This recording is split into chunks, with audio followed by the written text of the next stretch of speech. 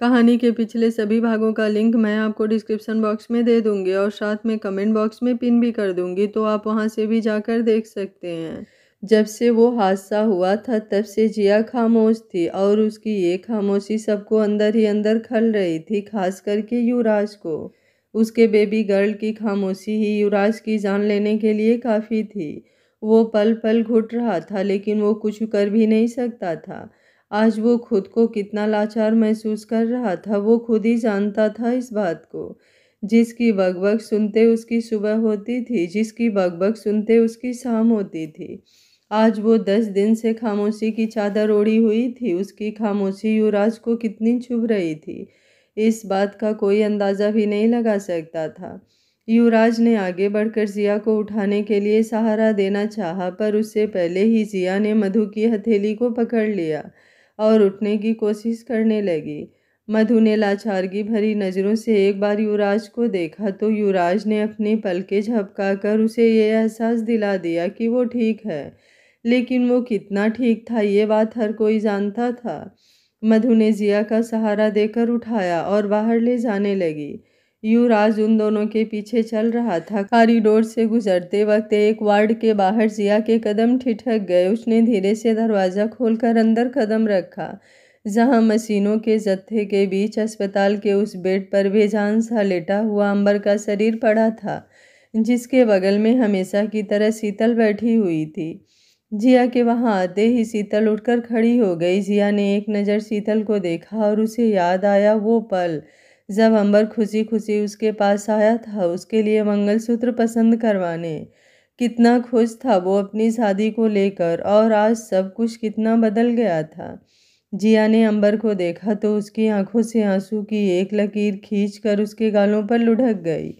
उसने अपने एक हाथ से अपने आंसू को साफ किया और शीतल की तरफ देखते हुए बिना किसी भाव के बोली, सॉरी बहुत छोटा शब्द है, इससे आपको जो जख्म मिले हैं वो कम तो नहीं हो सकते, पर अगर हो सके तो मुझे माफ़ कर दीजिए। शीतल ने आगे बढ़कर जिया के हाथों को अपने हाथ में ले लिया और मुस्कुराते हुए बोली, होने को कोई नहीं टाल सकता, जो होना था वो हो गया। जो कुछ भी हुआ उसके लिए मैं तुम्हें बिल्कुल भी ब्लेम नहीं करूँगी, क्योंकि मुझे पता है एक पत्नी ने अपने पति को बचाया है। और अंबर को देखकर बोली, एक दोस्त ने अपनी दोस्त को। इसमें मेरा गुस्सा होना या तुम्हें ब्लेम करना सही नहीं है। जो मेरी किस्मत में लिखा है वो मुझे मिल रहा है। तुम फिक्र मत करो, मुझे यकीन है ऊपर वाले पर, उसने मेरी किस्मत इतनी बुरी भी नहीं लिखी होगी। अंबर जल्द से जल्द ठीक हो जाएगा, डॉक्टर ने भी कहा है उसकी हेल्थ में सुधार हो रही है। जिया ने अंबर की तरफ देखकर फीकी मुस्कुराहट अपने होठों पर सजा लिए, जैसे बोलना चाह रही है कि वो भी एक मेडिकल स्टूडेंट है और सच और झूठ का फ़र्क अच्छे से समझती है। पर उसने कुछ कहा नहीं और वहाँ से वापस आ गई। आहूजा मेंशन जिया ने जब अंदर कदम रखा तो सबसे पहले जया जी ने उसकी और उसकी छोटे से बच्चे की आरती के साथ साथ नज़र उतारी और उसके बाद उसे सहारा देते हुए उसके कमरे में ले गई। मुझे थोड़ी देर आराम करना है, जिया ने सबको देखकर कहा जो उसे देखकर वहां पर आ चुके थे। जिसके बाद सब एक एक करके बाहर चले गए, पर युवराज अभी भी अपनी जगह पर खड़ा रहा। जिया उसे पूरी तरह से इग्नोर करके अपने बच्चे को बेड पर सुलाकर उसके गालों को सहलाते हुए बोली, अगर निभाने की चाहत ना हो तो कभी भी जिंदगी में किसी से भी झूठा वादा मत करना, खासकर उनसे जो आप पर दिलो जान से मरते हों। अपनी मम्मा की ये बात हमेशा याद रखना शिवांशु। युवराज ने जब जिया की बात सुनी तो उसके होठों पर दर्द भरी मुस्कुराहट आ गई। आखिर उसे समझ तो आया कि आखिर जिया उससे नाराज क्यों है। वो समझ रहा था कि जिया इनडायरेक्टली उसे ही बोल रही है, इसलिए उसने कहा, वजह थी मैं। युवराज आगे बोलता उससे पहले ही जिया शिवांश के माथे को चूम कर उसे देखते हुए बोली, वजह चाहे कितनी भी बड़ी क्यों ना हो, खुद पर भरोसा करने वालों के यकीन को कभी मत डगमगाने देना। अपनी मम्मा की ये दूसरी बात भी हमेशा याद रखना। युवराज ने अपनी आंखें बंद कर ली और बिल्कुल खामोश हो गया। उसके पास कोई भी ऐसा शब्द नहीं था जिसे वो खुद को जिया के सामने सही साबित कर सके, इसलिए उसने खामोश रहना ही सही समझा। वो चलते हुए बेड के दूसरे किनारे पर आकर बैठ गया और शिवांश की तरफ झुककर उसके गाल को सहलाते हुए बोला, आपके डैड ने बहुत गलतियां की है शिवांश, लेकिन आपसे वादा करते हैं आज के बाद से एक भी गलती नहीं होगी। पहला और आखिरी मौका मांग रहा हूँ मैं आपकी मम्मा से। जानता हूँ मेरी वजह से जो खो गया है वो वापस नहीं आएगा, लेकिन जो है उसे कभी खोने नहीं दूंगा। बोल देना अपनी मम्मा से, एक आखिरी बार यकीन कर लें आपके डैड पर। इस बार इनके भरोसे के साथ नहीं खेलूंगा। अपनी बात बोलकर युवराज वहां से सीधे वॉशरूम में चला गया और जिया वहीं पर बैठे एकटक शिवांश को देखती रही, जो ना जाने कब से उन दोनों की बड़ी बड़ी बातों को सुनकर अपनी बड़ी बड़ी आंखों को गोल गोल घुमा रहा था।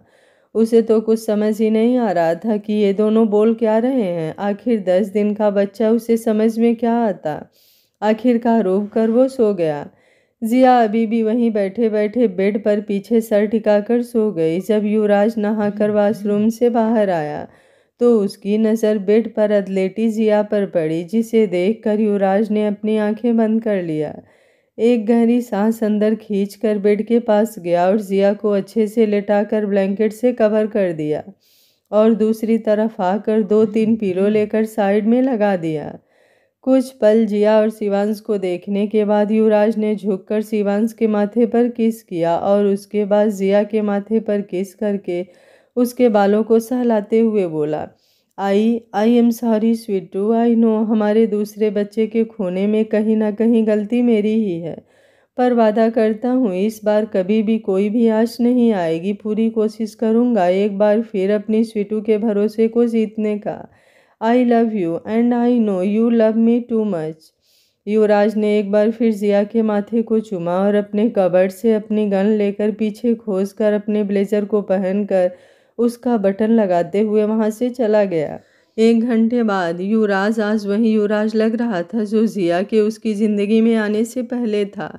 कोल्ड और हार्टलेस माफिया किंग द युवराज आहूजा।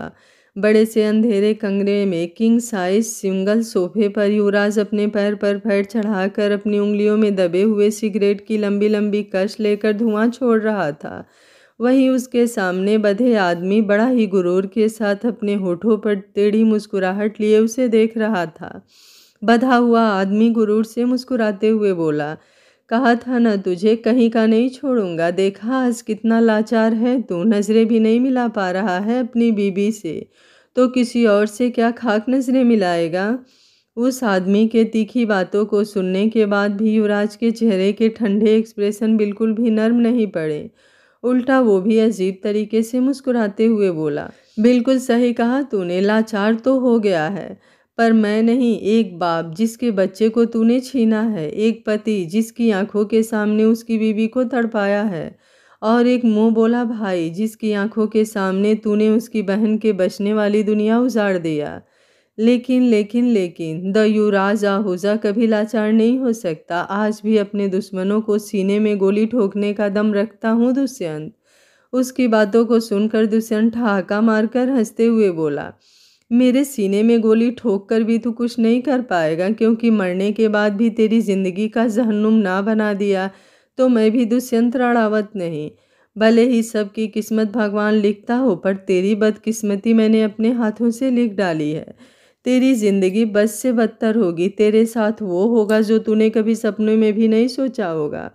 युवराज अपनी जगह से खड़े होते हुए बोला, पर उसके लिए तेरा जिंदा रहना भी जरूरी है दुष्यंत। पर आज तेरी किस्मत में मैंने मौत लिख डाली है।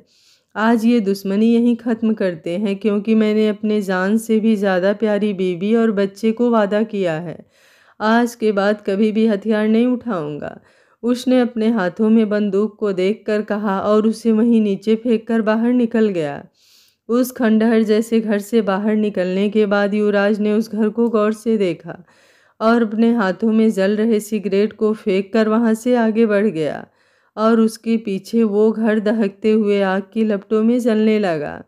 युवराज की कार जैसे ही वहां से आगे निकली, वहां पर एक दूसरी कार आकर रुक गई और उसमें से एक आदमी निकलकर उस जलते हुए खंडहर की तरफ बढ़ गया। युवराज के केबिन में वो ऋषभ शेरगिल और ऑफिसर विक्रांत मौजूद थे। युवराज के हाथ में एक लाल फाइल थी, जिसे वो भी शांत की तरफ बढ़ाते हुए बोला, ये लो, इसमें मेरे आज तक किए गए सारे मर्डर्स, ब्लैक बिजनेस और अंडरवर्ल्ड के कनेक्शन के सारे एविडेंस हैं।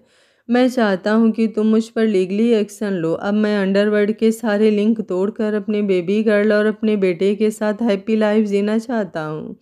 विशांत ने उस फाइल को लिया और मुस्कुराते हुए उसे वापस युवराज की तरफ बढ़ाकर बोला, माना कि आपने आज तक कई सारे मर्डर्स और इलीगल काम किया है, बट आपने जो भी किया है उससे ना ही कभी किसी को नुकसान पहुंचा है और ना ही किसी को चोट पहुंची है।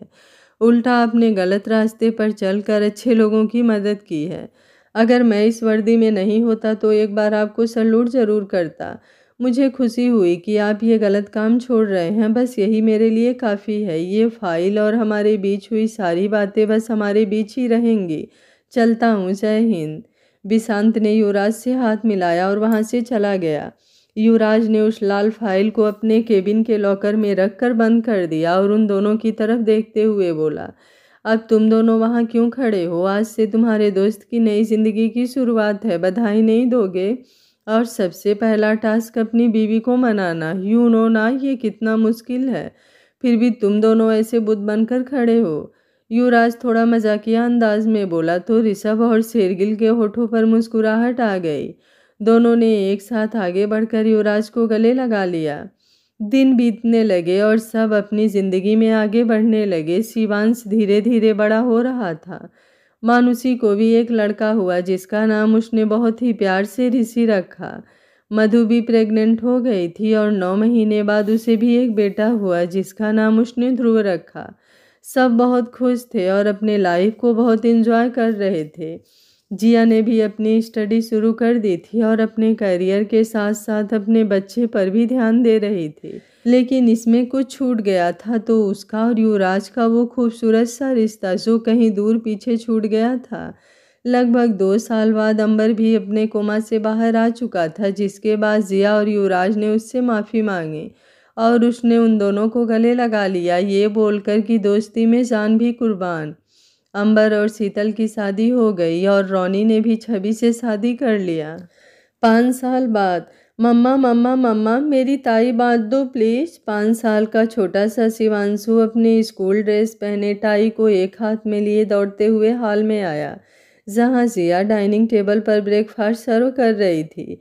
ओफो शिवांशु बेटा, आज आपकी वाइट यूनिफॉर्म थी, ये क्यों पहन लिया आपने? जिया अपने साड़ी के पल्लू को कमर से निकाल कर उसे सही करती हुई शिवांश के पास आई और उसे अपनी गोद में उठा लिया। डैड ने पहना दिया और वो किसी के फ़ोन पर बात कर रहे थे। मैंने कहा उन्हें, दैदू देख लो, पर उन्होंने सुनी ही नहीं मेरी बात। शिवांशु ने अपनी आंखों को गोल गोल घुमाते हुए कहा, जिस पर जिया ने मुस्कुराते हुए उसके गालों को चूम लिया। जिया उसे लाड करते हुए बोली, अरे मेरा क्यूट सा बेटू, जब आपको पता है आपके डैडू काम के अलावा कुछ और नहीं देखते तो फिर क्यों बोलते हो उन्हें कोई काम? मुझे या ग्रैनी को बोल देते। मैं तो आ रहा था, पर दैदू ने कहा कि मम्मा बिजी हैं, इसलिए दो मैं पहना दूं, तो मैं भी उनके पीछे ही चला गया। अच्छा कोई बात नहीं, चलो मैं चेंज कर देती हूँ। जिया उसे लेकर वापस उसके कमरे में आई, जहाँ युवराज सच में अपने एक हाथ में शिवांशु के जूते लिए किसी से फ़ोन पर बातें करने में बिजी था। जिया ने उसे देखा तो अपना सर पकड़ लिया, मतलब फ़ोन के सामने उसे कुछ दिखाई ही नहीं देता था। जिया ने शिवांश के दूसरे स्कूल ड्रेस निकाले और उसे देकर वॉशरूम में भेजते हुए बोली, जल्दी से चेंज करके आओ, तब तक मम्मा आपके बैग पैक कर देती है।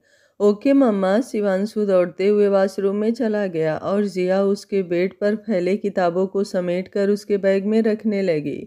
इस बीच युवराज की नज़र जब जिया पर गई तो उसने जल्दी से कॉल कट किया और वापस जिया के आसपास आकर बोला, सॉरी वो इम्पोर्टेंट कॉल था। शिवांशु कहाँ गया? मैं कर देता हूँ, तुम जाओ, तुम्हें हॉस्पिटल जाने के लिए लेट हो रहा होगा। इट्स ओके युवराज, आप अपनी इम्पोर्टेंट कॉल अटेंड कीजिए, मैं शिवांशु को लेकर चली जाऊँगी। उसे स्कूल ड्रॉप करने के बाद मैं हॉस्पिटल चली जाऊँगी, जिया ने बिना उसकी तरफ देखे कहा। जो युवराज को बुरा तो लगा, पर उसने कुछ कहा नहीं। शिवांशु चेंज करके बाहर आया और कूदकर बेड पर चढ़ गया।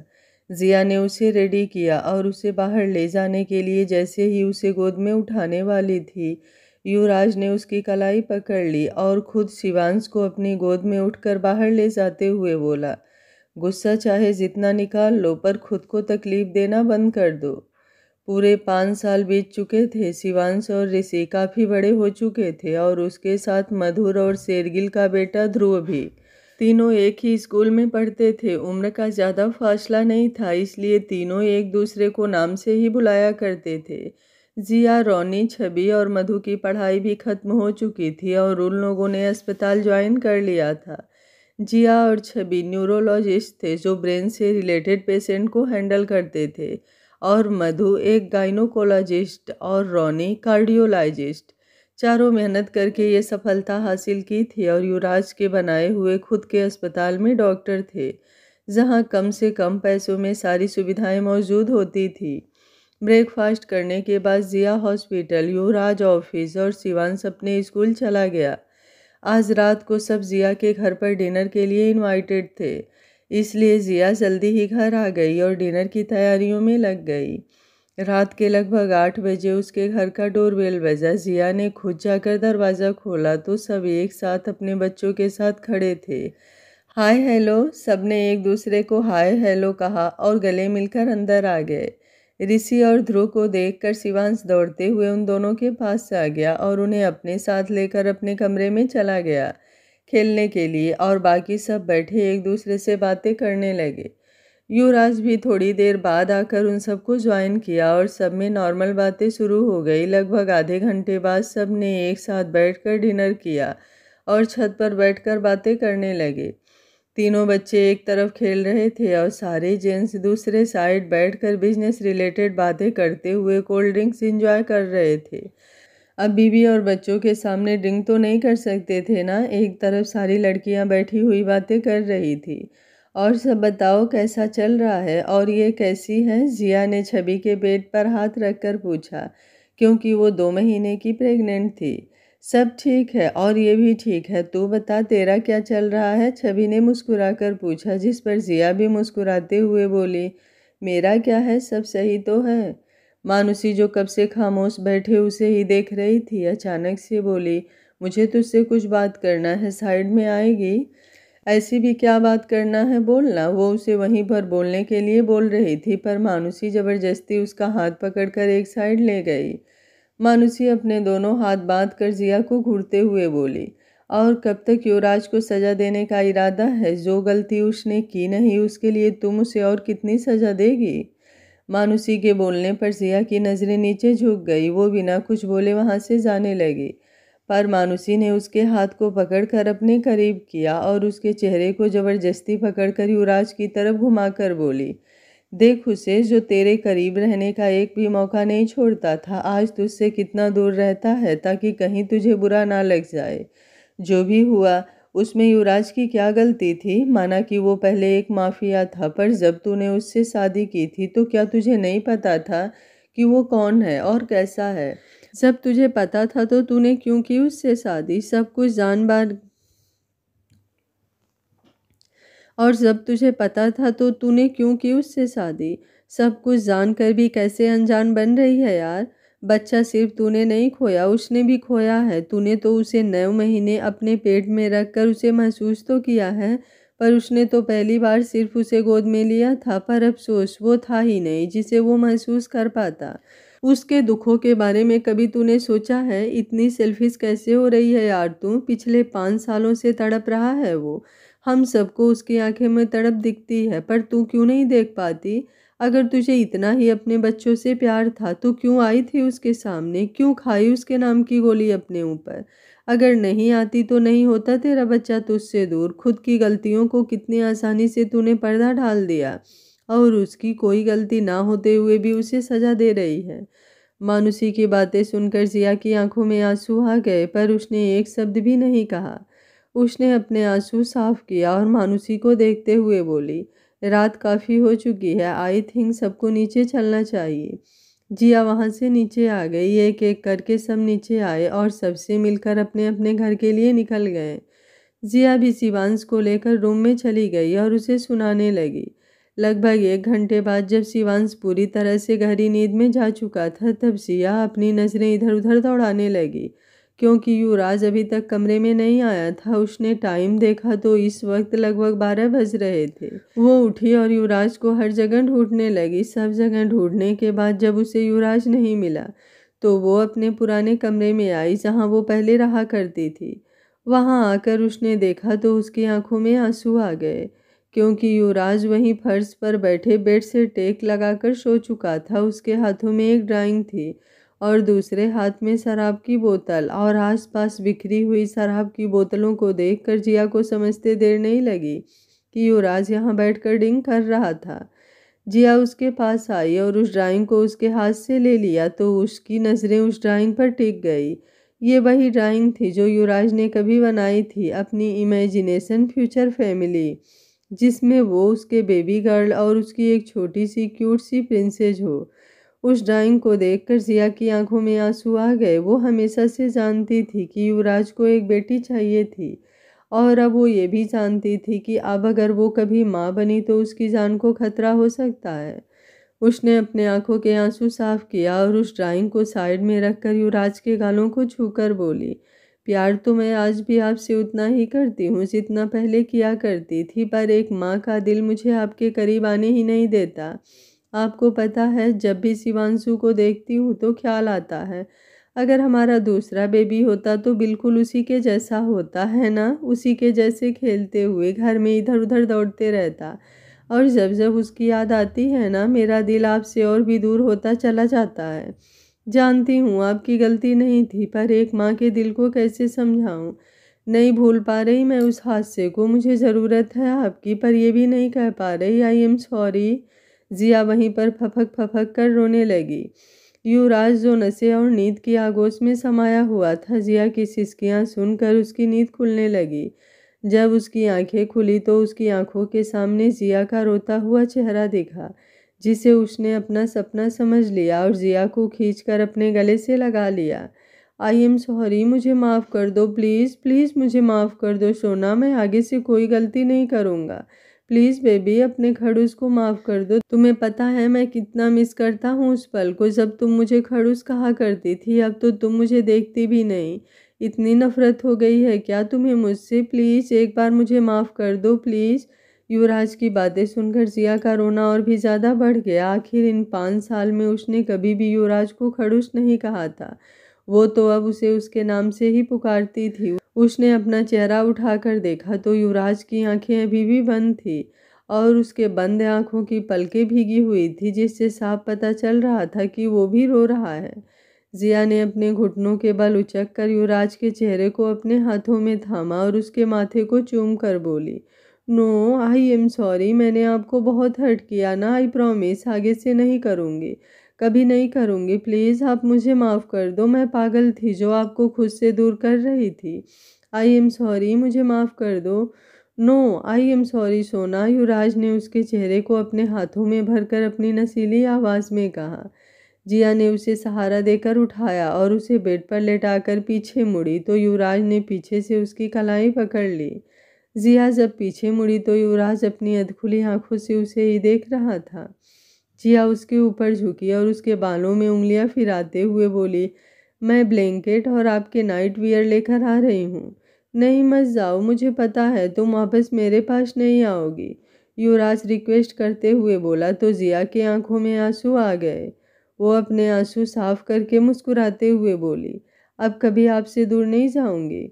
युवराज के होठों पर मुस्कुराहट आ गई। उसने उसे अपनी तरफ खींचा जिससे जिया उसके ऊपर गिर गई। वो संभल पाती उससे पहले ही युवराज ने उसे पलटकर अपने नीचे कर लिया और उसके गालों पर अपनी उंगलियां नचाते हुए बोला, एक किस कर लूं, बस एक।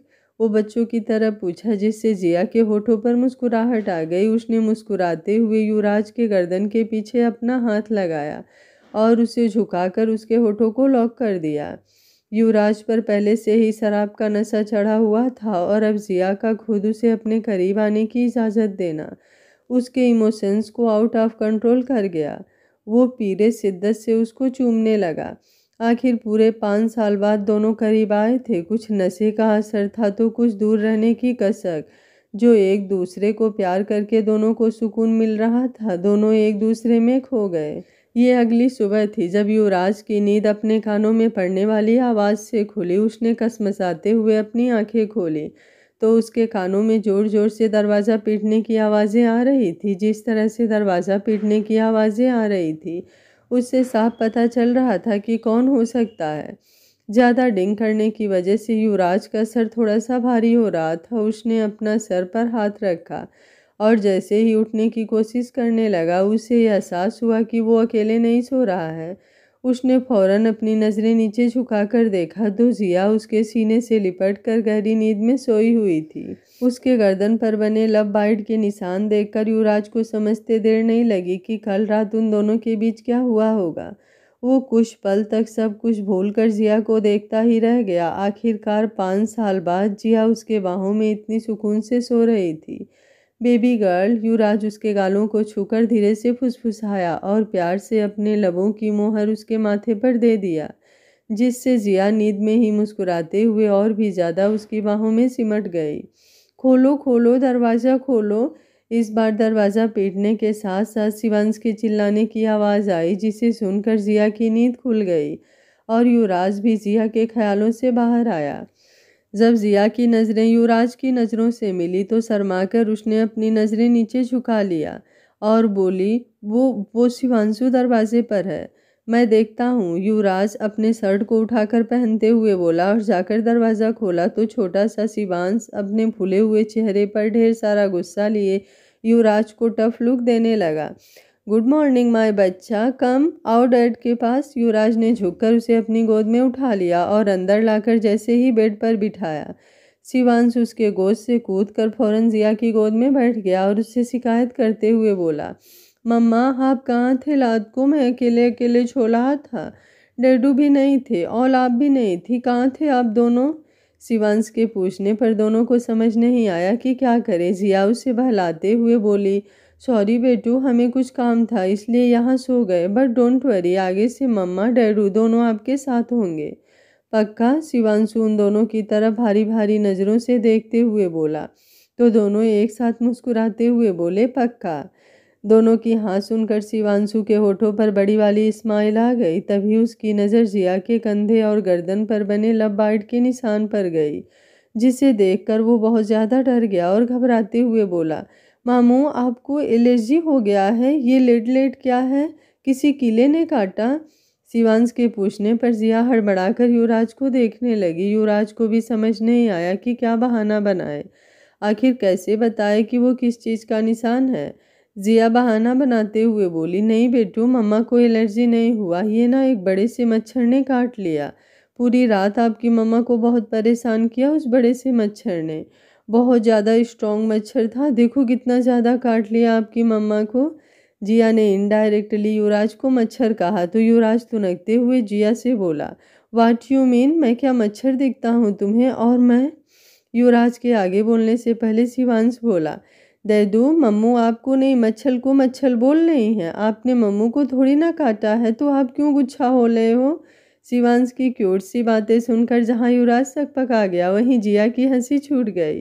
वो अपने मुंह पर हाथ रखकर हंसने लगी। युवराज ने तिरछी नज़रों से घूर कर देखा और शिवांशु को अपने गोद में लेते हुए बोला, चलो आपको स्कूल के लिए लेट हो जाएगा, आज आपको डैडू रेडी करेंगे। युवराज उसे गोद से उठाकर जैसे ही ले जाने लगा, शिवांश जोर जोर से चिल्लाते हुए बोला, नहीं नहीं लुको लुको, आप मम्मू के पास लो, उन्हें मोटे मच्छर ने काटा है तो उन्हें पेन हो रहा होगा, आप मम्मू का ख्याल रखो, मुझे श्यामलाल तैयार कर देगा।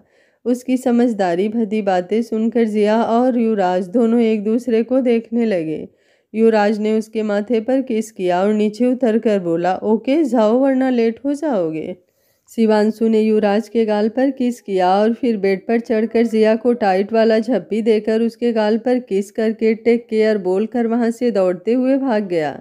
उसके जाते ही युवराज ने दरवाज़ा बंद किया और चलते हुए जिया के बगल में आकर बैठ गया। दोनों बिल्कुल खामोश थे, किसी को समझ नहीं आ रहा था कि क्या बोले। काफ़ी देर तक उनके बीच खामोशी फैली रही। जब जिया ने उस खामोशी को तोड़ते हुए कहा, I am sorry, I know sorry बहुत छोटा शब्द है, मैंने जो किया है उसके लिए मैं माफ़ी मांगने के अलावा और कुछ कर भी नहीं सकती, हो सके तो मुझे माफ़ कर दीजिएगा। गलती हम दोनों ने की थी, पर सज़ा मैंने आपको दे दिया। I am sorry. जब जिया अपनी बातें बोलकर चुप हुई तो युवराज ने एकाएक उसे अपनी बाहों में जकड़ लिया और उसके गर्दन पर अपना चेहरा टिकाकर बोला, चुप, कुछ मत कहो, मुझे तुमसे कोई शिकायत नहीं है। मेरी बेबी गर्ल मेरे पास लौट आई, इससे बढ़कर मेरे लिए कुछ नहीं है। समझ सकता हूँ तुम्हारी हालत। जिस बच्चे को 9 महीने तुमने अपने खून से सींचा हो, उसे खोकर तुम्हारा वो बर्ताव जायज़ था। शायद तुम्हारी जगह मैं होता तो मैं भी वही करता जो तुमने किया। जिया के आंखों में आंसू उतर आए। वो अपने हाथों को युवराज के पीठ पर रखकर सुकून से अपनी आंखें बंद कर लिया।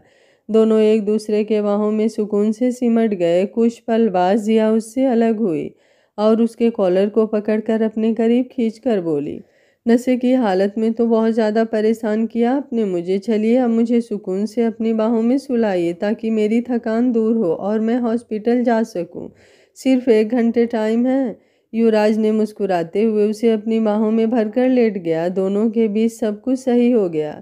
ये बात जानकर सबको बहुत ज़्यादा खुशी हुई। दिन बीतने लगे और बीतते दिन के साथ जिया और युवराज और भी ज़्यादा नज़दीक आ गए।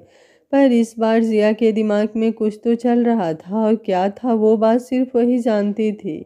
हॉस्पिटल में, देखिए आप बिल्कुल भी फिक्र मत कीजिए, आपकी वाइफ की नॉर्मल डिलीवरी होगी। बच्चा और माँ दोनों बिल्कुल हेल्दी हैं। आप बिल्कुल भी फिक्र मत कीजिए। मधु अपने किसी पेशेंट से बात कर रही थी। तभी उसके केबिन के डोर पर जिया ने नॉक किया। जब मधु ने जिया को देखा तो मुस्कुराते हुए उसे अंदर जाने का इशारा किया और अपने पेशेंट से बोली, एक्सक्यूज़ मी प्लीज़। जी डॉक्टर साहिबा, शुक्रिया। वो दोनों शादीशुदा दंपति मुस्कुराते हुए वहाँ से चले गए। क्या बात है डॉक्टर आहूजा, चेहरे पर कुछ ज़्यादा ही ग्लो दिख रहा है। लगता है आजकल प्यार का डोज कुछ ज़्यादा ही मिल रहा है। मधु ने मुस्कुराते हुए उसे छेड़ा तो जिया भी मुस्कुराते हुए बोली, तुम्हें भी कुछ कम नहीं मिल रहा है। तभी युवराज बोल रहा था कि शेरगिल भाई ऑफिस आजकल कुछ ज़्यादा ही लेट से आने लगे हैं। लगता है नाइट ड्यूटी कुछ ज़्यादा ही हो रही है। उसकी बातों का मतलब समझते हुए मधु ने एक फाइल उठाकर जिया के सर पर मारते हुए कहा, बेशर्म, कुछ भी बोलती है, बता यहाँ क्या कर रही है। जिया भी मस्ती मजाक छोड़कर बिल्कुल सीरियस होते हुए बोली, चेकअप कराना था। किसका? जिया थोड़ा सकुचाते हुए बोली, अपना। उसकी बात सुनकर मधु हैरानी से बोली, तेरा चेकअप? पर किस चीज़ का? I want to have another baby. Jiya ने नज़रें झुकाकर कहा, लेकिन उसकी बातों को सुनकर मधु को एक गहरा झटका लगा और वो अपनी चेयर से उठकर तेज आवाज़ में बोली, व्हाट? उसकी हैरानी देखकर जिया उसे शांत करते हुए बोली, यार तू इतनी हाइपर क्यों हो रही है, बैठा, आराम से बातें करते हैं। मधु ने गुस्से में उसके हाथ को झटक दिया और उस पर चिल्लाते हुए बोली, आर यू सीरियस? तुझे लगता है कि ये आराम से बैठकर बातें करने वाली टॉपिक है? तुझे आइडिया भी है तू क्या बोल रही है? तेरे दिमाग में जो ये सब चल रहा है, इसके बारे में युवराज को पता है? जिया उसे समझाते हुए बोली, नहीं, उन्हें कुछ नहीं पता और तू भी उन्हें कुछ नहीं बताएगी, और इसमें इतनी भी सीरियस होने वाली कोई बात नहीं है। माँ बनना नॉर्मल है। हाँ नॉर्मल है, पर नॉर्मल लोगों के लिए तेरी पहले ही एक सर्जरी हो चुकी है।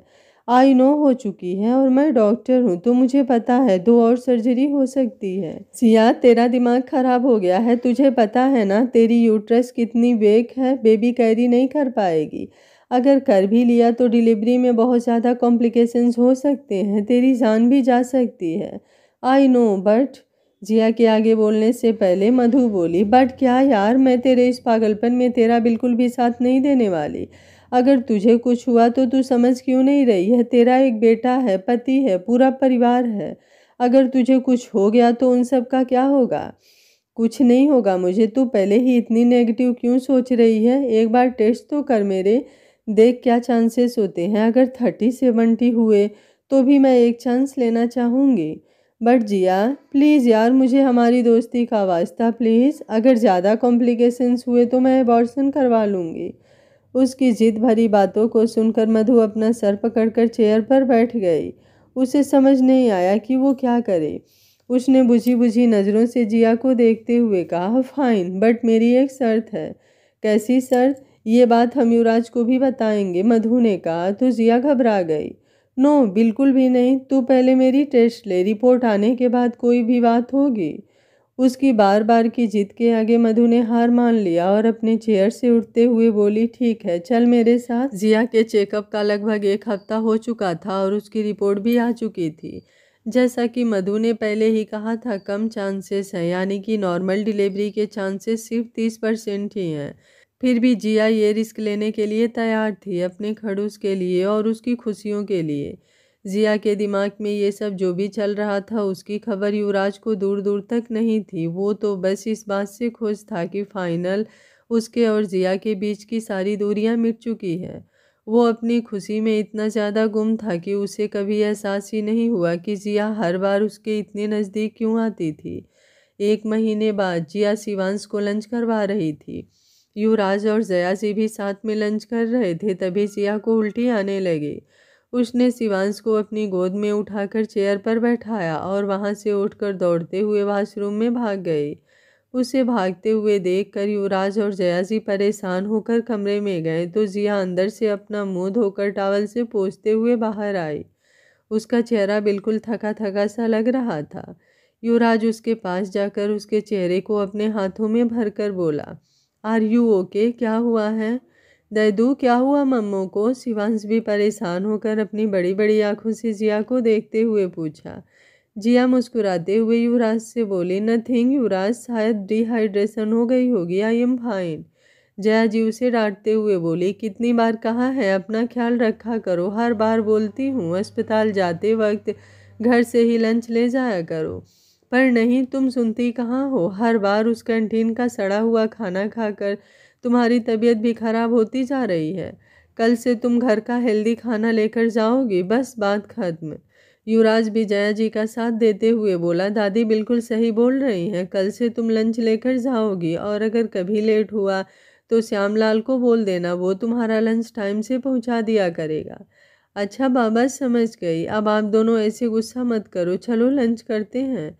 युवराज ने शिवांशु को गोद में उठाया और फिर वापस डाइनिंग एरिया में लंच करने सब आ गए।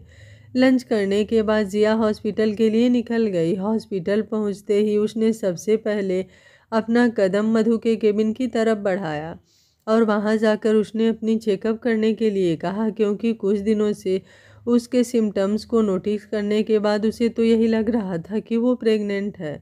बस एक कन्फर्मेशन की ज़रूरत थी। तुमसे बड़ा ज़िद्दी मैंने आज तक नहीं देखा है, चल आ लेट यहाँ। मधु ने उसे साइड बेड पर लेटने के लिए कहा और उसका चेकअप किया, जिसके बाद उसे उठने के लिए बोलकर वापस अपने चेयर पर आकर बैठ गई। You are right, you are pregnant. Madhu जैसे ही बोली, जिया के होठों पर मुस्कुराहट आ गई। उसने अपनी आंखें बंद करके अपने चेहरे को अपने दोनों हथेलियों से छुपा लिया।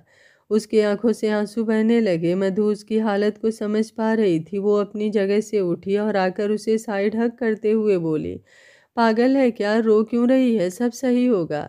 जिया ने अपने आंसू साफ किया और मधु को जोर से गले लगाकर बोली, मैं नहीं रो रही, बस डर लग रहा है कि युवराज को कैसे बताऊं।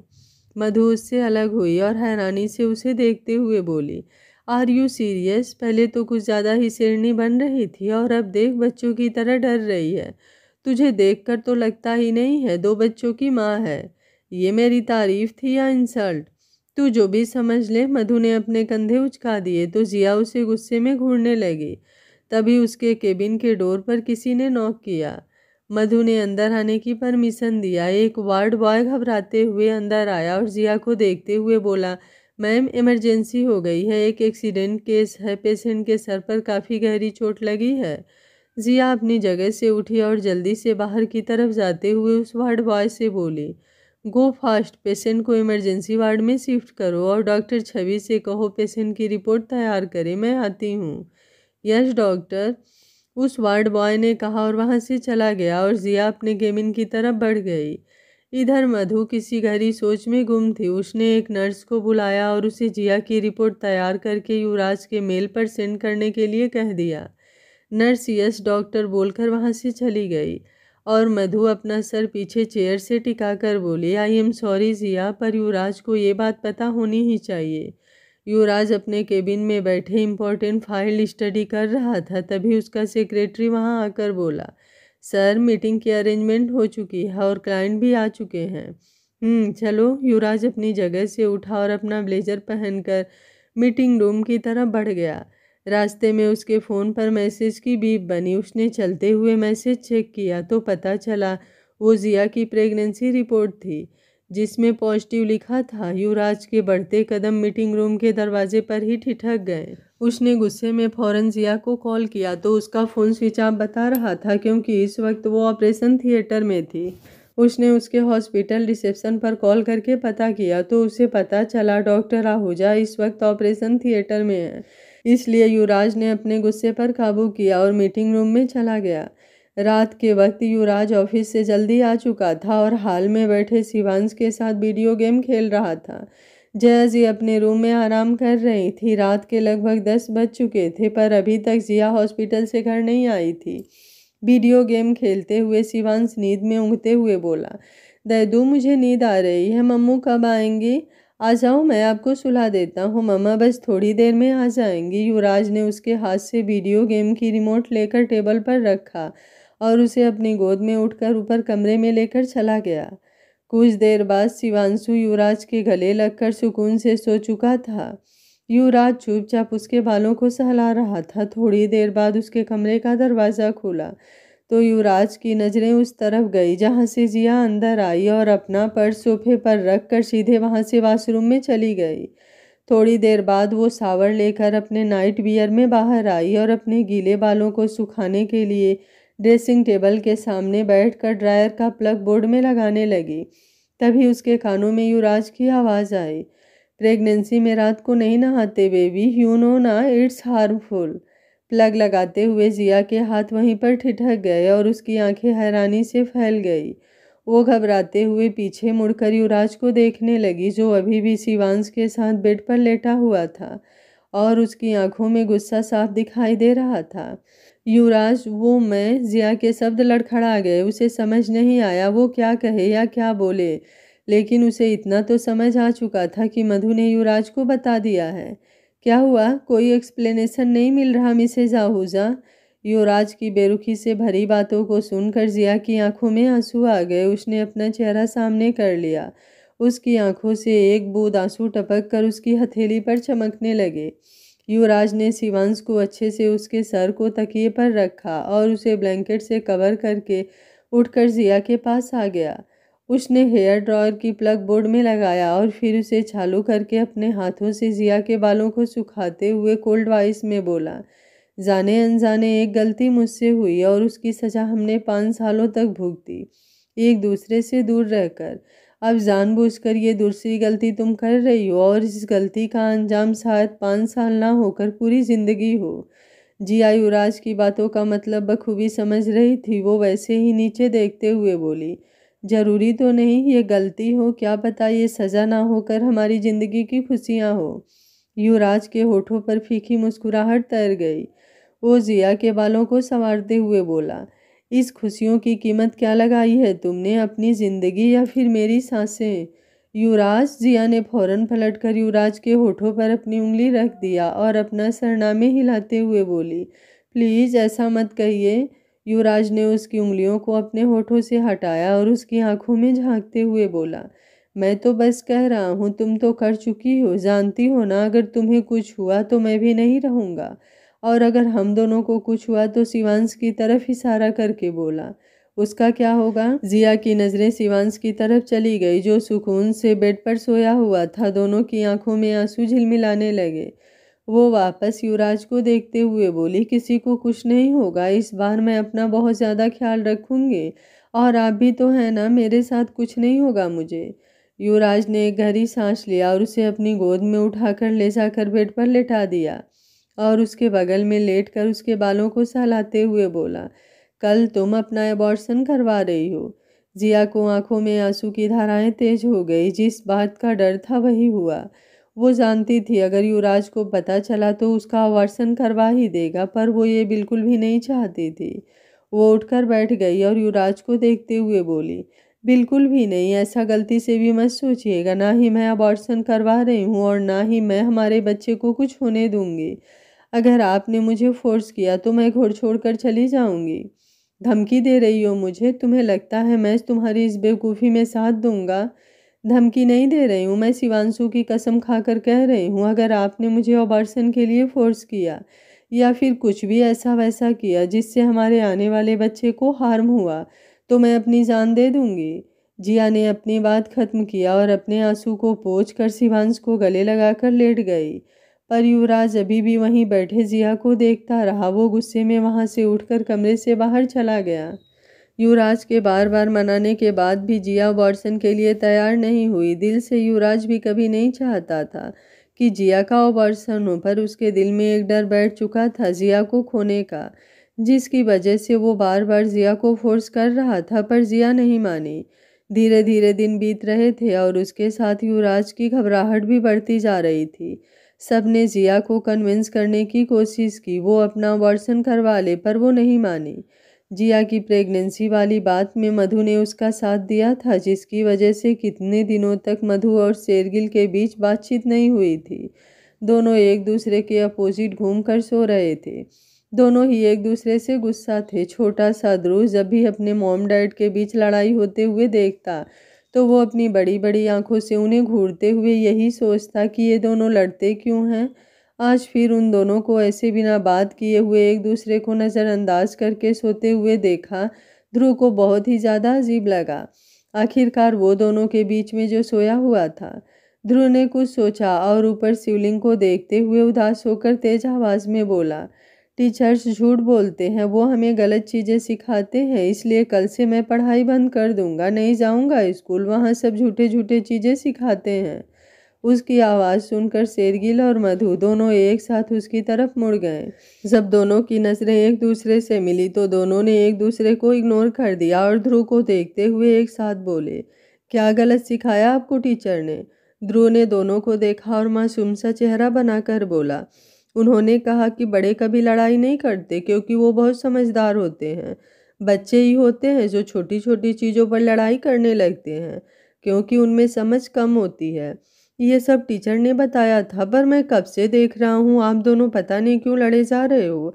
आप दोनों ने एक दूसरे की चॉकलेट चुराई है क्या? अगर चुराई है तो बता दो, मेरे पास बहुत सारी चॉकलेट है, मैं आप दोनों को दे दूंगा, पर आप दोनों एक दूसरे से लड़ाई मत करो ना, मुझे बिल्कुल भी अच्छा नहीं लगता। ध्रुव की बात सुनकर दोनों को एहसास हुआ कि उनकी नाराजगी में बेचारा ध्रुव पीछे जा रहा है। दोनों को अपनी गलती का एहसास हुआ।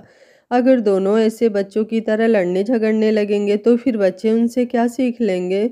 मधु ने मुस्कुराते हुए ध्रुव के माथे पर किस किया और उसे अपने गले से लगाकर बोली, सॉरी बच्चा, मम्मा आगे से डैडी पर गुस्सा नहीं करेगी। शेरगिल ने भी मुस्कुराते हुए दोनों को एक साथ अपनी बाहों में भर कर कहा, और आई एम सॉरी टू बच्चा, डैड भी आज के बाद से आपकी मम्मा पर गुस्सा नहीं करेंगे, सच्ची वाला प्रॉमिस। ध्रुव ने दोनों की तरफ अपनी नन्ही उंगली दिखाई तो दोनों ने एक साथ उसकी उंगली में अपनी नन्ही सी उंगलियों को उलझाकर मुस्कुराते हुए बोले, सच्ची वाला प्रॉमिस। तो अब आप दोनों ये बताओ कि आप एक दूसरे से क्यों गुस्सा थे? चॉकलेट के लिए? ध्रुव ने मासूमियत से पूछा तो दोनों मुस्कुराने लगे। शेरगिल ने मुस्कुराते हुए ध्रुव को अपने पास खींचा और उसके बालों को सहलाते हुए बोला, चॉकलेट के लिए नहीं बेटा, आपकी माँ ने पापा को नहीं बताया कि जिया आंटी की एक और बेबी आने वाली है। क्या सच्ची में जिया आंटी की और एक बेबी आएगी? पर बेबी बॉय आएगा या बेबी गर्ल? ध्रुव ने इंटरेस्ट लेते हुए पूछा तो मधु उसके बालों को सहलाते हुए बोली, बेबी गर्ल आएगी, पिछले हफ्ते ही रिपोर्ट आया है। बेबी गर्ल सुनकर ध्रुव की आंखों में चमक आ गई। वो मुस्कुराते हुए कुछ सोचने लगा और धीरे धीरे कुछ बुदबुदाने लगा जो मधु और शेरगिल समझ नहीं पा रहे थे। उसे इतना खुश देखकर दोनों ने एक दूसरे को देखा और आंखों ही आंखों में इशारा करके पूछा कि इसे क्या हुआ। लेकिन वो दोनों कुछ पूछ पाते उससे पहले ही ध्रुव उछलकर बेड पर बैठ गया और उन दोनों को देखते हुए खुशी से बोला, मम्मा आप बताती हो ना बच्चे अपने मम्मी डैडी के जैसे होते हैं, तो जब शिवांश युवराज अंकल की तरह है तो उनकी जो बेबी गर्ल आएगी वो जिया आंटी की तरह होगी ना, क्यूट और स्वीट और उनकी तरह ब्यूटीफुल भी। उसकी एक्साइटमेंट देखकर मधु के होठों पर मुस्कुराहट आ गई। वो उठकर बैठी और उसके सामने आलती पालती मारकर उसे खींचकर अपनी गोद में बैठाकर बोली, हाँ बात तो तुमने बिल्कुल सही कही है, आई एम 100% श्योर कि वो जिया की तरह ही होगी। वैसे तुम क्यों पूछ रहे हो? वो भी इतना इंटरेस्ट लेकर मधु ने उसके नाक खींच लिया, जिस पर ध्रुव से घूरने लगा। Mamma, I am not baby boy, please आप ऐसे कुची कुची मत किया करो। I am big boy. डैडा, आप मम्मा को बोलो ऐसा ना किया करें। ध्रुव को ऐसे गुस्से में देखकर शेरगिल मुस्कुराते हुए उठकर बैठा और मधु को झूठ मूठ का डांटते हुए बोला, समझ आया ना तुम्हें? मेरे शहजादे ने क्या कहा? उसे ऐसे कुची कुची मत किया करो, उसे बुरा लगता है। अब वो बड़ा हो चुका है ना ध्रुव? बिल्कुल सही कहा आपने पापा, ध्रुव ने मुंह फुलाकर कहा और मधु के गोद से उतरकर शेरगिल के गोद में बैठ गया। वैसे अब आपके शहजादे बताने का कष्ट करेंगे कि क्यों वो इतना ज़्यादा एक्साइटेड हो रहे हैं जिया के बच्चे को लेकर। मधु ने एक लंबा सांस खींचकर कहा।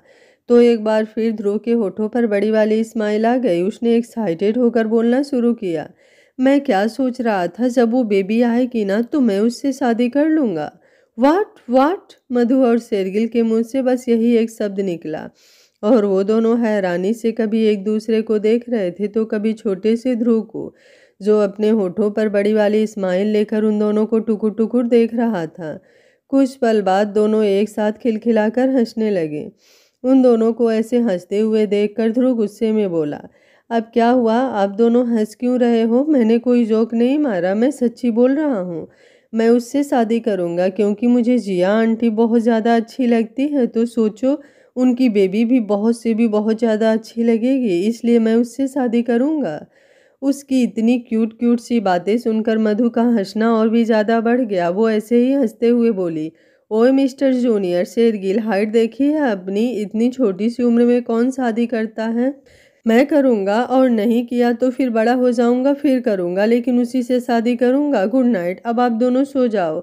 बहुत उड़ा लिया मेरा मजाक, अब आप दोनों देखना, जब बड़ा हो जाऊँगा तो उसी से शादी करूँगा, ध्रुव ने गुस्से में कहा और ब्लैंकेट में घुसकर सो गया। मधु और शेरगिल ने एक दूसरे को देखा और फिर से ध्रुव को देखते हुए मधु बोली, ऐसे तो बच्चे नॉर्मली अपने पेरेंट्स पर ही जाते हैं, पर मुझे समझ नहीं आता ये गुस्से में किस पर गया है, तुम पर या मुझ पर?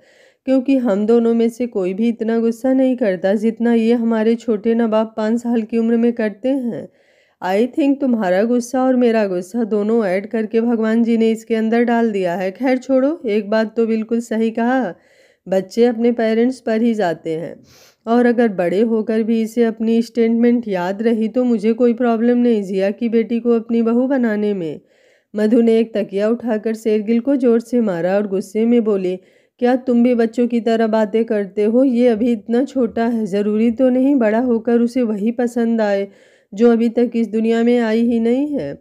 और क्या पता उसे कोई और पसंद आ जाए या किसी और से प्यार कर बैठे। तुम भी कुछ भी सोचते हो, बच्चों के साथ बच्चे ही बन गए। ध्रुव अपने बचपने में कुछ भी बोल रहा है तो तुम भी इसके बचपने में साथ दे रहे हो।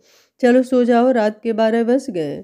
शेरगिल मुंह बनाकर लेट गया और मन ही मन खुद से बुदबुदाते हुए बोला, एक बच्चे का बाप बन गया, फिर भी इज्जत नहीं है, ट्रीट तो ऐसे करती है जैसे अभी भी इसका बॉयफ्रेंड ही हूँ। मधु ने कमरे की लाइट ऑफ की और वो भी लेट गई। तभी उन दोनों के कानों में ध्रुव की आवाज़ आई, जिसने कहा, आई लव यू डैडी, मैं बच्चा नहीं हूँ, मुझे अपने स्टेटमेंट पूरी लाइफ याद रहेगी, देखना। अपनी बात बोलकर ध्रुव शेरगिल को गले से लगाकर सो गया। शेरगिल को तो बहुत ही हंसी आई। मधु का उतरा हुआ चेहरा देखकर वो बेचारा हंस भी नहीं सकता था। क्या पता वो रात को ही उसे कमरे से बाहर निकाल दे, इसलिए वो मुश्किल से अपनी हंसी को कंट्रोल करके बैठा था। पर मधु उसे खा जाने वाली नज़रों से गुस्से में घूरे जा रही थी। देखते ही देखते 9 महीने बीत गए और इन 9 महीनों में जिया का बहुत ही अच्छे से ख्याल रखा गया। हाँ, इस बार थोड़ी कॉम्प्लिकेशंस हुई थी, बट अब जब डिलीवरी का डेट नज़दीक आ चुका था इसलिए सब बहुत ज़्यादा परेशान थे, क्योंकि जिया की डिलीवरी सर्जरी से होने वाली थी। नॉर्मल डिलीवरी होना नामुमकिन था। रात के वक्त जब जिया का डिलीवरी पेन शुरू हुआ तो वो बहुत ही ज़्यादा पैनिक होने लगी। उसकी हालत कुछ ज़्यादा ही ख़राब होने लगी। ब्लीडिंग और स्वेटिंग भी बहुत ज़्यादा होने लगी। जल्दबाजी में सबने मिलकर जल्दी से उसे अस्पताल में एडमिट किया और उसकी सर्जरी शुरू हो गई। सब बाहर चक्कर काट रहे थे। ओटी में जिया की सर्जरी चल रही थी।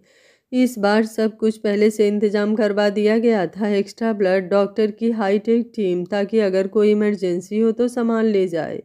हर एक चीज़ युवराज ने खुद अपने ऑब्जर्वेशन में तैयार करवाई थी ताकि इस बार कोई चूक ना हो। आधे घंटे के ऑपरेशन के बाद उन सबके कानों में किसी बच्चे के रोने की आवाज़ आई, जिसे सुनकर सबका दिल खुश हो गया। युवराज, जो कब से चुपचाप अपना सर नीचे झुकाकर बैठा था, बच्चे के रोने की आवाज़ सुनकर उसके होठों पर मुस्कुराहट और आंखों से आंसू बहने लगे। उसने मुस्कुराते हुए अपना सर ऊपर उठाकर देखा तो ठीक उसी वक्त ओटी का दरवाज़ा खुला और मधी अपनी गोद में छोटी सी जिया की मिनी वर्जन बेबी को अपनी गोद में लिए हुए बाहर आई। सबसे पहले युवराज दौड़ते हुए उसके सामने गया, पर वो आगे हाथ बढ़ाकर अपनी बच्ची को लेता उससे पहले ही मधु ने उसे पीछे खींच लिया और मुस्कुराते हुए बोली, ऐसे कैसे मिस्टर आहूजा, प्रिंसेस आई है, जेब ढीली कीजिए। यार मधु प्लीज, युवराज ने छोटा सा चेहरा बनाकर कहा, पर फिर भी मधु ने उसे बच्चे को उसकी गोद में नहीं दिया। युवराज ने अपनी पॉकेट से नोटों की गड्डी निकाली और मधु के हाथों में थमाकर बोली, अब तो दे दे मेरी प्रिंसेस को। मधु ने मुस्कुराते हुए बच्ची को उसकी गोद में थमाया। युवराज ने उसके पूरे चेहरे को चूमकर अपने सीने से लगा लिया। उस वक्त उसे कैसा महसूस हो रहा था वो बयां भी नहीं कर पा रहा था। उसकी खुशी उसकी आंखों से बह रही थी। सब उसको देखकर इमोशनल हो चुके थे। मधु ने नोटों की गड्डी को बच्ची के ऊपर से घुमाया और एक वार्ड बॉय को देकर बोली, अस्पताल के बाहर जितने भी गरीब लोग बैठे हैं उनमें बांट दो।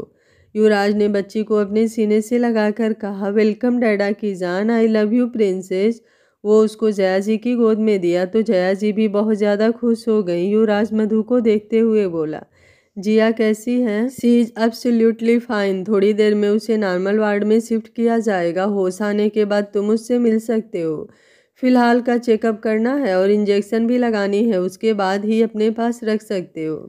मधु ने वापस बेबी को अपने गोद में लिया और उसे लेकर वहां से चली गई। जिया को नॉर्मल वार्ड में शिफ्ट किया गया और उसके होश में आने के बाद जब उसके हाथों में उसकी छोटी सी प्रिंसेस आई तो उसकी खुशी का ठिकाना ही नहीं रहा। उसकी आंखों से आंसू बहने लगे।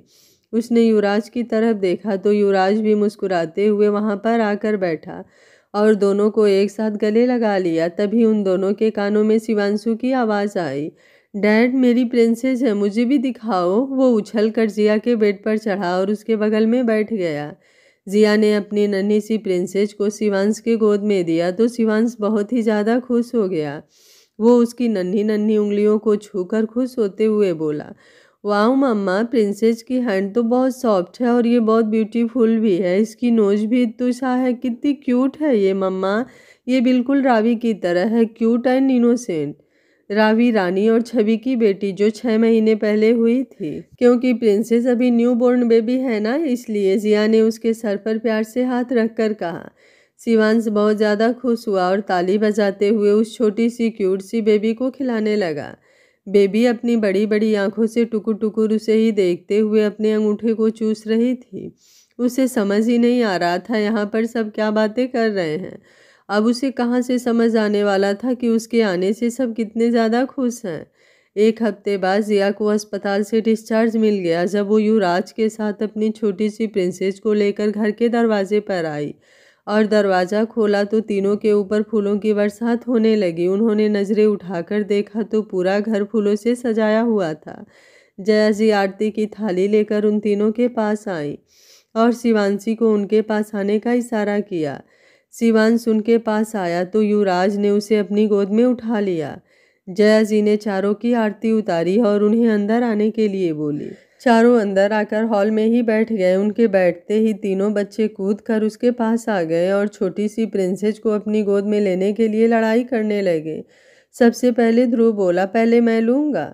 शिवांश बोला, नहीं मेरी सिस्टर है तो सबसे पहले मैं लूँगा। ऋषि बोला, नहीं नहीं, तुम दोनों में से कोई नहीं लेगा, सबसे पहले मैं लूँगा क्योंकि प्रिंसेस मुझे ही देख रही है। ध्रुव गुस्से में बोला, वो छोटी है ना, इसलिए उसे नहीं पता कि किसके पास जाना है, लेकिन मुझे पता है कि वो मेरे पास ही आएगी, है ना बेबी? ऐसे कैसे तुम्हारे पास आएगी? मेरी बहन है तो सबसे पहले वो अपने भाइयों के पास आएगी। इस बार शिवांश ने जिद करते हुए कहा। उन तीनों को ऐसे लड़ते हुए देखकर जिया उन्हें समझाते हुए बोली, अरे अरे लड़ाई मत करो, कहा था ना आपस में कभी भी मत लड़ना, चाहे कुछ भी हो जाए। इतनी जल्दी भूल गए मेरी सीख? सॉरी मम्मा, सॉरी आंटी, तीनों ने एक साथ कान पकड़कर कहा। सब मुस्कुराने लगे। जिया सोचने की एक्टिंग करते हुए बोली, तो मैं सबसे पहले किसे दूं? ध्रुव को, शिवांश और ऋषि ने एक साथ कहा। तो जिया ने सबसे पहले ध्रुव की गोद में प्रिंसेस को दे दिया। ध्रुव ने जब उसे देखा तो वो बहुत ज़्यादा खुश हुआ और उसे अपने मम्मी पापा के पास ले जाकर बोला, देखो मम्मी, कहा था ना ये बहुत क्यूट होगी, बिल्कुल जिया आंटी की तरह। देखो कितनी क्यूट और ब्यूटीफुल है। इसकी आंखें बिल्कुल जिया आंटी की तरह बड़ी बड़ी हैं। बहुत खूबसूरत है ना ये। मधु ने धीरे से बेबी को अपनी गोद में लिया और अपने एक हाथ से ध्रुव के सर को सहलाते हुए बोली, हाँ बहुत खूबसूरत है, बिल्कुल अपनी माँ की तरह, जैसे आप हो अपनी डैडी की तरह। आंटी, प्रिंसेस का नाम क्या है? इस बार ऋषि ने पूछा। तो जिया ने अपने पास बुलाया और बगल में बैठाकर बोली, सना युवराज आहूजा। 5 साल बाद। डैडा डैडा डैडा, चलो ना, वी आर गेटिंग लेट, सब गार्डन में हमारा वेट कर रहे हैं। अगर आपने थोड़ी देर और लेट किया तो लंच पार्टी ब्रंच पार्टी में बदल जाएगा। 10 साल का शिवांश बाथरूम के बाहर खड़े होकर चिल्ला रहा था। युवराज जल्दी से बाहर आया और ड्रेसिंग टेबल की तरफ बढ़ते हुए बोला, सॉरी बेटा, बस बॉल सेट कर लो, फिर चलते हैं। शिवांश भी उनके पीछे पीछे गया और टेबल पर खड़े होकर खुद कंघी लेकर युवराज के बाल सेट करते हुए बोला, डैड प्लीज़, आप कभी भी सॉरी मत बोला करो, मुझे अच्छा नहीं लगता कि मेरे डैड किसी के सामने भी झुके। शिवांश की बातें युवराज के दिल को छू गई। जैसे जैसे शिवांश बड़ा हो रहा था उसके अंदर अपनी फैमिली की प्रोटेक्शन और उनके लिए काफ़ी पॉजिटिवनेस बढ़ती जा रही थी। चाहे युवराज जिया हो या सना हो या चाहे फिर बाकी सभी क्यों ना हो, हर हाल में वो कोशिश करता उन्हें प्रोटेक्ट करने की, बिल्कुल युवराज की तरह। लेकिन हमेशा से ही युवराज और जिया की कोशिश होती कि वो कभी भी युवराज जैसा अंडरवर्ल्ड से कनेक्शन या हथियार उठाना ना बने, जो वो एक समय पर था। युवराज कोई जवाब देता तभी दोनों के कानों में किसी की तोतली आवाज़ आई, पर मम्मू बोलती हैं कि पलीवाल में कोई छोटा बड़ा नहीं होता और जहाँ गलती हो वहाँ सॉरी बोलना चाहिए, वरना आगे तल के हमारी थोती थोती मिस्टेक बहुत बड़ी बन जाती है। दोनों ने नजरें घुमाकर देखा तो नन्ही सी 5 साल की सना अपनी फेवरेट डॉल लिए वहां खड़ी थी और मुस्कुराते हुए दोनों को ही देख रही थी। बिल्कुल जिया जैसी थी वो, वही चुलबुलापन और वैसी ही समझदारी भी। मासूमियत में भी बड़ी बड़ी बातें बोल दिया करती थी, बिल्कुल जिया की तरह। सना दौड़ते हुए आई और अपनी नन्ही नन्ही बाहें फैलाकर युवराज को टुकुर टुकुर देखने लगी। युवराज ने मुस्कुराते हुए उसे गोद में उठाकर कहा, बिल्कुल सही बोलती हैं आपकी मामा, पर जिंदगी में किसी के सामने इतना भी ना झुको कि वो आपको और आपके जज्बातों को पौरे तले रौंद कर चला जाए, समझी? नहीं, वो अपनी आंखों को मटकाते हुए कुछ ना समझी में बोली। तो युवराज ने उसके फूले हुए गालों को चूम लिया और शिवांश का हाथ पकड़कर बाहर जाते हुए बोला, जब बड़ी हो जाओगी तो खुद समझ जाओगी। आज संडे था और हर संडे को सारे दोस्त ब्रेकफास्ट साथ करते थे और फिर बच्चों के साथ आउटिंग पर जाकर खूब इंजॉय करते थे। आज भी सब एक साथ नाश्ता करने के बाद हल्की गुनगुनी धूप में बैठे बातें कर रहे थे और सारे बच्चे दूसरी तरफ खेल रहे थे। सना और रवि चॉकलेट खाते हुए ड्राइंग कर रही थी। हाँ, ये बात अलग थी कि वो दोनों पेंट को काफ़ी से ज़्यादा अपने कपड़ों पर लगा रही थी। दूसरी तरफ शिवांश, ऋषि और ध्रुव एक साथ फुटबॉल खेल रहे थे।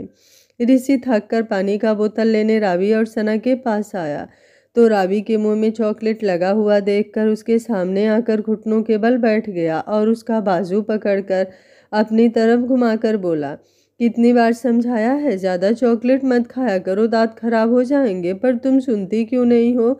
और ये देखो पूरे मुंह में लगा रखा है। ऋषि उसे डांटते हुए उसके चेहरे पर लगे चॉकलेट को साफ करने लगी और रावी चुपचाप उसे टुकुर टुकुर देखने लगी। ऋषि उसे डांटते हुए उसके चेहरे पर लगे चॉकलेट को साफ करने लगा और रावी चुपचाप उसे टुकुर टुकुर देखने लगी। यह उसका हमेशा का था, जब देखो तब उसे डांटते रहता था और ख्याल भी रखता था, नेक्स्ट टाइम से ज़्यादा चॉकलेट मत खाना वरना बहुत मारूंगा, समझी बच्चू?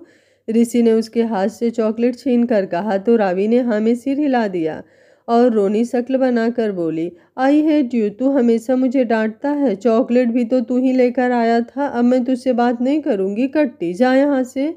उसे रोते हुए देखकर ऋषि को हंसी आ गई, क्योंकि उसके आंखों से एक बूंद भी आंसू नहीं बह रहे थे। वो भी सना से कम बड़ी नौटंकी नहीं थी। ऋषि ने उसके सर पर चपत लगाया और आंखें दिखाकर चुप करा दिया, लेकिन उसका उतरा हुआ चेहरा देखकर वापस चॉकलेट उसके हाथ में दे दिया। चॉकलेट वापस मिलते ही रावी खुशी से उछलकर उसके गले लग गई। Thank you thank you thank you so much, तू बहुत अच्छा है और मैं तुझसे हेट भी नहीं करती। ऋषि ने हंसते हुए उसे खुद से दूर किया और सना की तरफ मुड़ा तो वो पहले ही उठकर तैयार थी भागने के लिए। उसने अपना चॉकलेट पीछे छुपाया और अपनी तोतली आवाज़ में बोली, नहीं मैं नहीं दूंगी। अगर तूने मेरी चॉकलेट ली तो मैं डैडा से तेरी शिकायत करूँगी। अच्छा बेटा, पहले तुम मुझसे बच के तो दिखा, चॉकलेट खा खा कर पूरे दांत सड़ा लेने हैं तुम दोनों को। रुक। ऋषि ने उसे पकड़ने के लिए उठा तो वो दौड़ते हुए वहाँ से भागने लगी। वो भागते हुए घर में अपने रूम में जाकर छुप गई। जब काफ़ी देर तक वो नहीं मिली तो ऋषि वापस खेलने चला गया।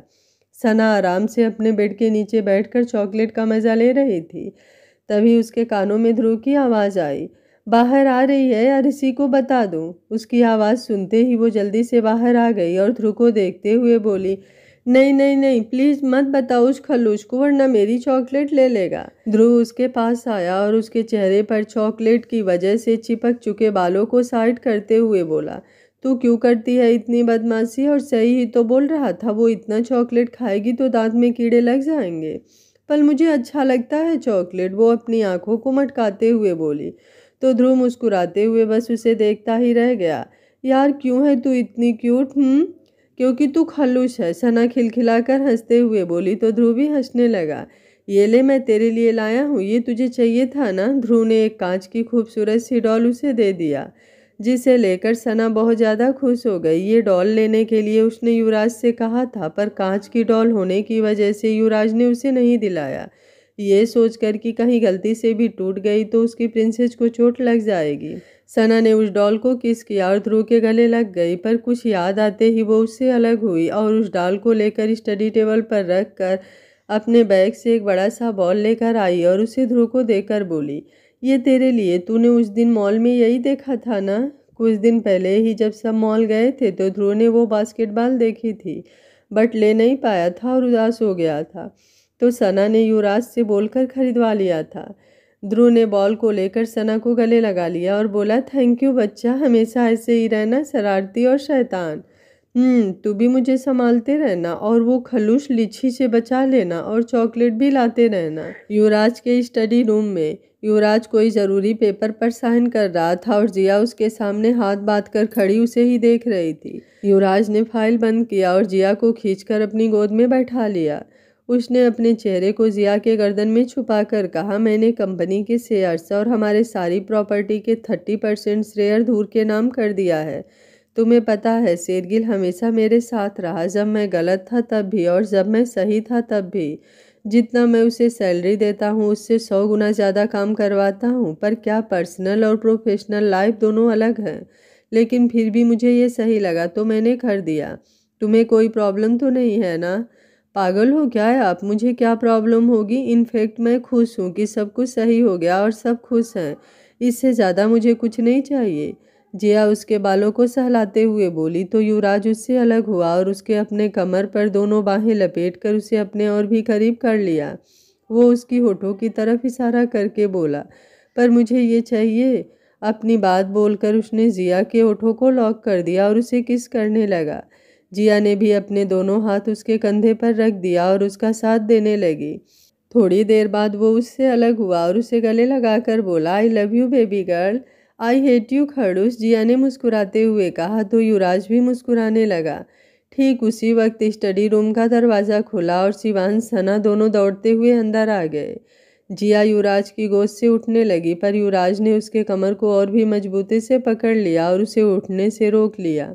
दोनों दौड़ते हुए आए और एक साथ दोनों के गले लगकर बोले, आई लव यू मम्मू डैडू। आज अपनी प्रिंसेस के साथ युवराज का परिवार भी पूरा हो गया था और सब बहुत खुश थे। अगर आप इस कहानी का सीजन 2 देखना चाहते हैं तो मुझे ज़्यादा से ज़्यादा कमेंट जरूर करिएगा। कुछ दिनों बाद मैं इसका सीजन 2 भी लेकर आऊँगी।